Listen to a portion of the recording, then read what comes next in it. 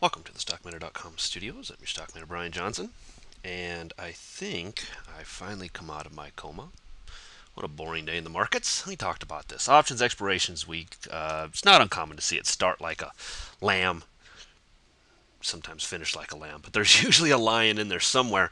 But not unusual to start like a lamb. That's exactly what we saw today. Just another sideways move. Had a little bit of, I guess you want to call it action at the end of the day. I mean, it was a candle that was, bigger than a few millimeters in size. That was pretty cool.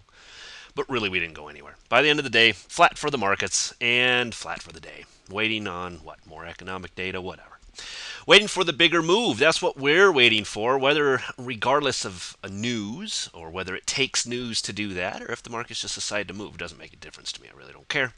We're just waiting on those levels to be broken. Now, we talked about this a little bit too, and that is the fact that as long as this thing moves sideways, what does it do? It clears room to the upside for a little bit more of a move in that direction. As it stands right now, we're still in this high basing formation, still nothing broken from a bull side, so no reason to think that we can't creep a little bit higher. Go figure, just as we saw a few months back.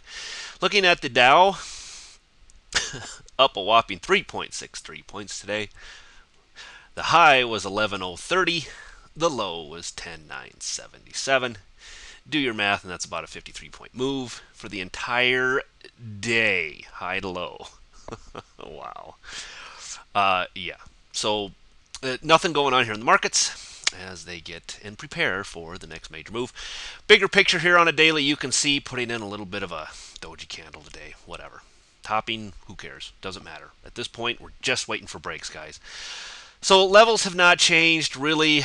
If you want to try something above 11,050, 11,050, okay. A little bit more aggressive on your part. 11,100 maybe for the next more major move there. Potentially breaking that and squeaking its way up ever so slightly from that point. Below 10,900 if you want to get a little bit more aggressive on a short. But point being, we're still moving sideways in all of the markets.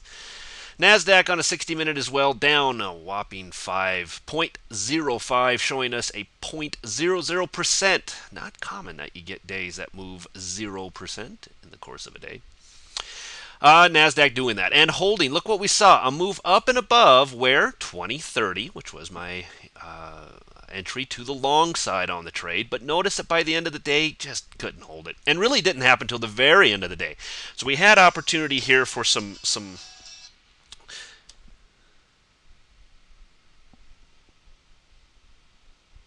So we had some opportunity here for a little bit of a play to the upside. Good for about, I don't know, maybe. Could you squeeze 3 to 5 points out of that?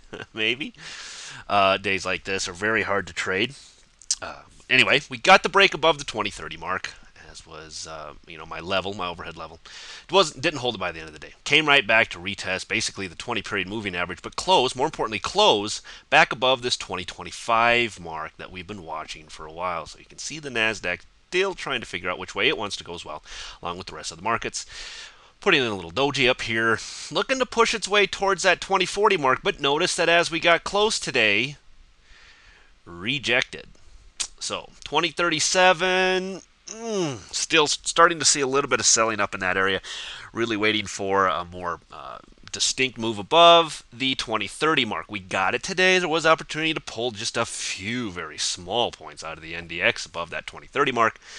But as I said, holding overnight, be a little bit cautious. We did not see an increased move up into the close today. So even if you're holding over into tomorrow, I'd just be very, very cautious in all of your holdings long to into the next day, especially during this week here.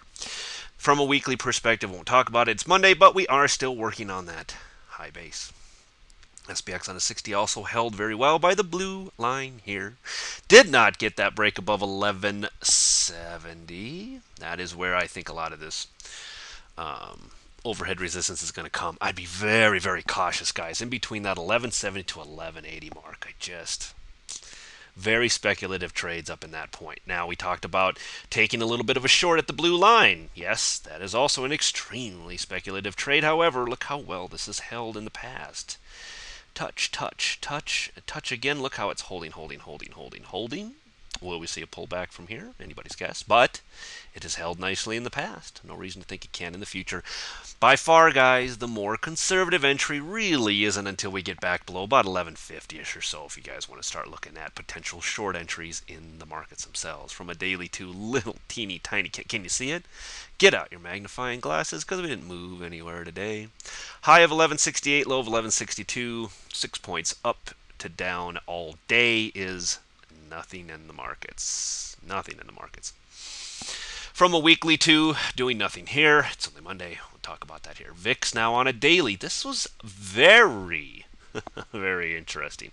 So the markets go nowhere, but the VIX goes, surprisingly, straight down. And look where we end up. Right on this little blue line I have drawn in here. Funny how that works. So now we'll wait and see if the VIX can hold this blue line coming into the middle of the week. Right here, once we get back below about 1850-ish or so on the VIX, it could be a little deeper pullback for the markets themselves if we see this little drop right in and below here. All right? So we're going to watch this very closely. Why? Because the VIX took a huge dive today, completely diverging from the markets themselves. Now, will this play out in a bullish manner? We'll have to wait and see. We did see it touch this upper line and hold very, very nicely up here. And you can see now that it's holding this lower blue line. So if it holds this blue line, maybe we see the same thing we saw up here. It held this upper blue line, moved back down. If it holds the lower blue line, maybe it moves back up, and that would mean a little bit of a move down in the markets. Eventually, if these blue lines continue to hold, I really fully expect us to see a potential pop to the upside. That would mean a further blow up to the downside in the markets themselves. So be cautious. That's why I'm telling you, very, very, very difficult to hold overnight in these particular circumstances. Let's wait and see if we get a close below this blue line down here now. From a weekly, we won't talk about it, kind of dissected it there, but you can see this lower line of support also sitting here on the weekly. Just curious, look at that, down 8%, and the markets went nowhere. Why? Got to ask yourself why. Apple on a 60-minute here, up $1.29, still the beast. Up above 295, that was our entry to the long side. We made a little bit of money on that. Now, towards the end of the day, we did see a dive ever so slightly in the markets themselves, but look, they didn't break anything. So some people freaked out maybe a little bit. I don't know. I'd be very cautious. I hope, holding overnight, I hope things work out for you guys.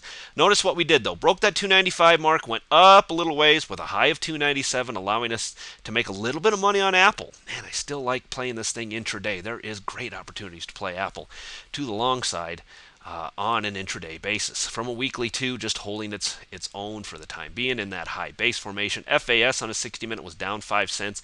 No moves today except, look, right at the very end of the day, what do we see? A little dive to the downside only to come right back up again. Bulls still using this as an opportunity to do what? To buy at a better price. Wait for these areas to be broken, guys. Please, please, please. Don't go throwing your money at it just because you're bored. Find something else to do. Play Monopoly. I don't care. But don't throw real money at the markets here. It's going nowhere. Wait for these more logical breaks of support and resistance before throwing real money at anything. Tried to break out of the symmetrical triangle today, just could not do it after the close, right back in it. So still waiting for breaks above 23 and below 22-ish on the more aggressive side there to the downside. FAZ on a 60-minute also going sideways, waiting for breaks up and above and down below. Not much to talk about these today. Still looking for breaks below 12.25 and above $13. That has not changed from yesterday and do anything today. So, all right, there you have it for today's video. We didn't move anything. The only really interesting thing was the VIX, guys. That is very curious.